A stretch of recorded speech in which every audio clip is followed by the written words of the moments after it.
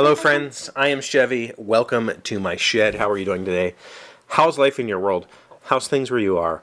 I hope that it's not frozen and slick like it is here right now. We had snow today, and so I brought out the Bumble shirt. I haven't worn it this year because it snowed. When I woke up this morning it was snowing, and it was warm all day, so it didn't really do a whole lot. It stuck to grass. But tonight I just went out a little bit ago, and it has dropped way below freezing, and the roads are super slippery. So wherever you are, I hope you're safe and warm and fed.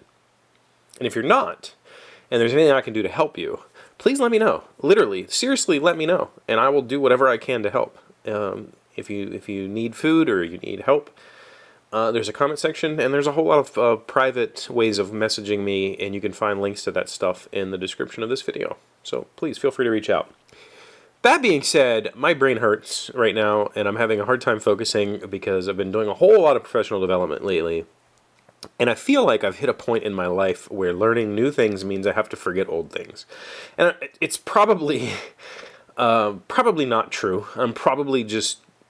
I'm probably making way more out of it than it is, but I've been a lifelong learner, and I intend to be until the day that I don't exist anymore. And what that means is that most of the skills I've acquired, most of the skills that you've heard me talk about, whether it be software development, which is what I do right now, being a mechanic, being a warehouse manager, being a leather worker, a woodworker, whatever. All the skills that I know, kayaking, it's all been self-taught. It's all been just stuff that I want to learn how to do. And so I put my mind to it and I do it. Electronics. It's all self-taught. And this past week I've been putting a whole lot of effort into professional development because I realize that what I'm doing right now, while it is sustainable and it works and it's great, it's also not pretty. I've been looking at the code that I wrote and brought with me to this job and thought, if I had to leave right now, or if something happened to me and I wasn't able to continue working on it, how would the next person figure it out? And there's documentation, inside of the software itself. There's documentation about what each method does and what each function does and that sort of stuff. But there's no real documentation about how the whole system as a whole works. And so if something were to happen to me, it would just be left, and it would be like, well, good luck.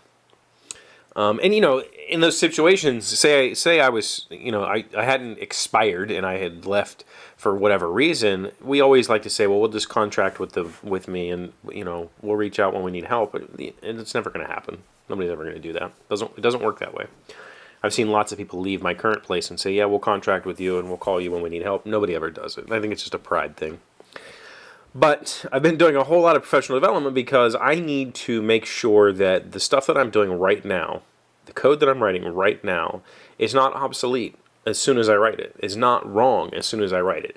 And software is one of those situations where there really is no wrong. Like, if it runs and does what your user expects of it, then it's correct. And I truly mean that. Like, there is software that I have seen running in production that uses only workarounds because the person who implemented the software didn't understand the easy way, so they did it the only way they knew how, and they wrote a whole bunch of workarounds. And the person who pushes the button to do what that software does has no clue, and it works, and they go, that looks great. That's what matters. And I mean that. But that doesn't mean that the next person who has to look at it has to go, what the heck is going on here, and how do I figure this whole thing out? And for me, I love problem solving, so bug hunting and fixing errors, that excites me. I enjoy it. But that's not something that every person who writes software feels, and I don't want to push my love of bug hunting off on the next person. So, all that being said, I've been doing a whole lot of professional development lately to make sure that I understand the best practices when it comes to writing the code that I'm writing. And it feels like it feels like as I put more information in, dense information. This is like really dense information. As I really pack it in, it's like I can almost physically feel the strain it's causing me, and that's weird, is it? I don't know. I don't remember feeling that way when I learned things before. Before, when I was learning something new, a new skill or a new way of doing things, it was an exciting, like, yeah, yeah, yeah, yeah, yeah.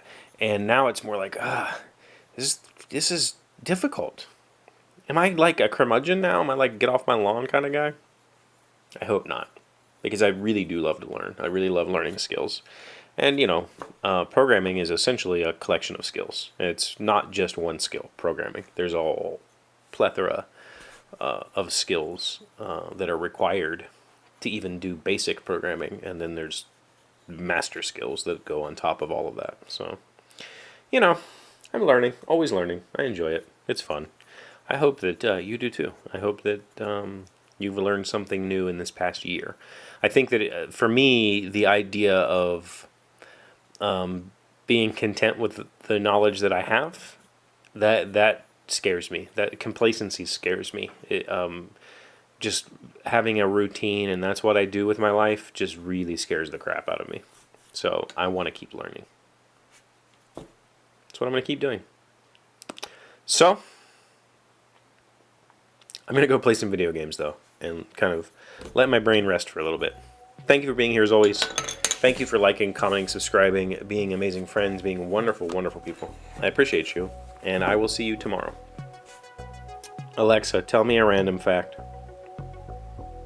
Goats have rectangular pupils. So do octopuses. The pupils of a cuttlefish look like a distorted W. Rectangular? How have I never noticed that? Seriously?